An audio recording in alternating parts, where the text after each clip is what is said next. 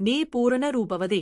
என் பிரியமே, நீ பூரண ரூபவதி, உன்னில் பழுதொன்றுமில்லை என்று சோகத்தில் மூழ்கி கிடக்கும் மணவாட்டியை நோக்கிப் பாடுகிறார்.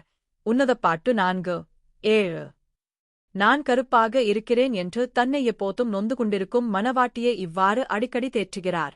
உன்னதப் பாட்டு அவரின் காதல் காவியம். இந்த காவியத்தின் முக்கிய சாரம் எந்த வசனத்தில் அடங்கியிருக்கிறது?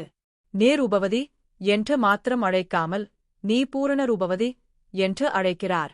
மற்ற தேவப்பிள்ளைகளின் கண்களில் நீ கருப்பாக இருந்தாலும் அவருடைய கண்ணாடியை உனக்கு முன் பிடித்து, என் பிரியமே, நீ பூரண ரூபவதி, உன்னில் பழுதொன்றுமில்லை என்கிறார்.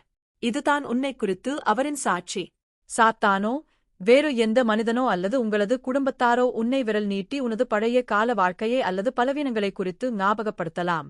நீயும் தற்பரிசோதனை செய்து உன்னை வெறுத்து குற்ற மனப்பான்மையுடன் இருக்கலாம்.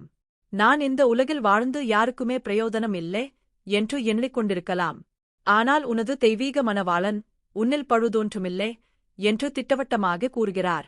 மணவாட்டியே, எழுந்து நில். மணவாளனின் சாட்சியை ஏற்றுக்கொண்டு ஒரு புதிய வாழ்க்கையை இன்றே ஆரம்பித்துக்கொள். காலம் தாமதிக்காதே.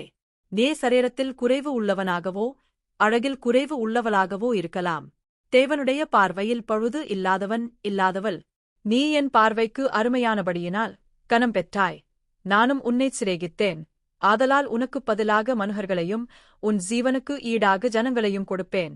ஏசாயா 43:4.